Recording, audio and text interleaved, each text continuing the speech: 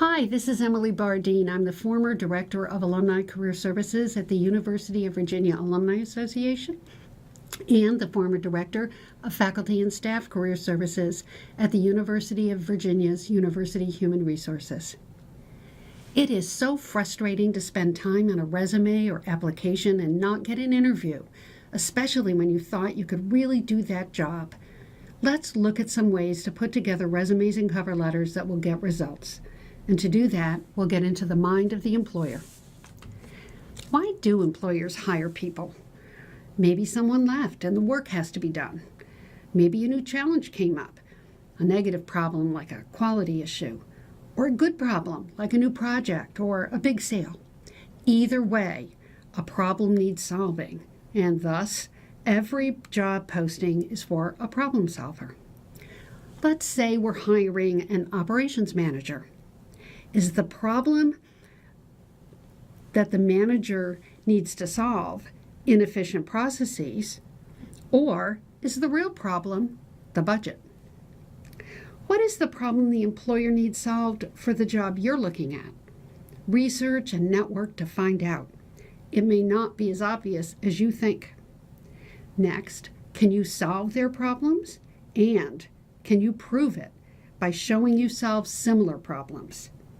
If not, consider whether you should apply or not. Now, this operations manager job, do they want to re-engineer their processes, or do they want someone who can help them outsource? If you can do the job the way the employer wants it done, you are much more likely to be the person hired. But when and how do you share that information? Now, repeat after me. The purpose of a resume is to get the interview, not the job.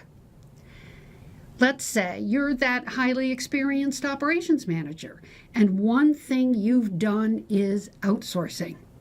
You think that would solve the employer's problem, so you spend a lot of space in your resume talking about how you've outsourced operations to save money in the past. Well, HR reads your resume, but they know the company has a very big value on their employees and keeping them employed. Your resume never even gets to the manager. You were trying to get the job in the resume. You started talking about how in the resume and provided too much information. You screened yourself out. If you had focused your resume on what, your success in improving operations, you likely would have gotten an interview. Once there, you could have gauged where they were in their thought process. Maybe point out that you could do the operations manager duties very well. And if someday they were in a position to consider some outsourcing, you could guide them. Focus on getting the interview first. Tell them what, your accomplishments, but leave the how for the interview. Review your tailored resume. Highlight any hows that are still in there and decide if you can delete them and save them for the interview. Now, interview norms dictate quite a lot on what goes into a cover letter.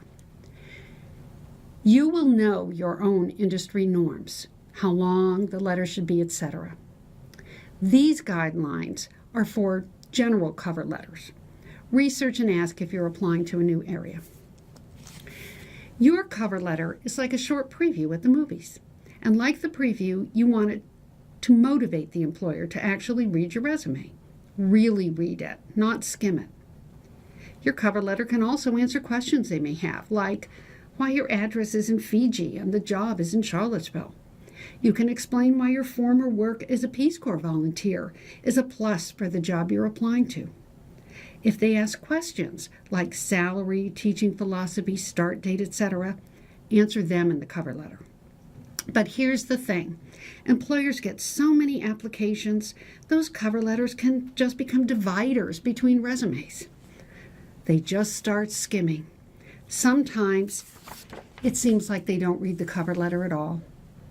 They're just not as important. But didn't I say the main purpose is to make the employer want to read the resume? And that there are other purposes too? How do you make the employer stop skimming and read the cover letter? With your layout. Format your resume so that 3 to 4 bullet points with key strengths stand out on the page so that they can't help but read it. And keep your paragraphs short and your letter on one page. And remember, don't rely on the cover letter alone for really important information. If it's really important, make sure it goes in the resume too. So, bottom line, make your cover letter stand out by doing more with less, with words and with a layout. Make it a 5-star preview for a resume they won't want to miss.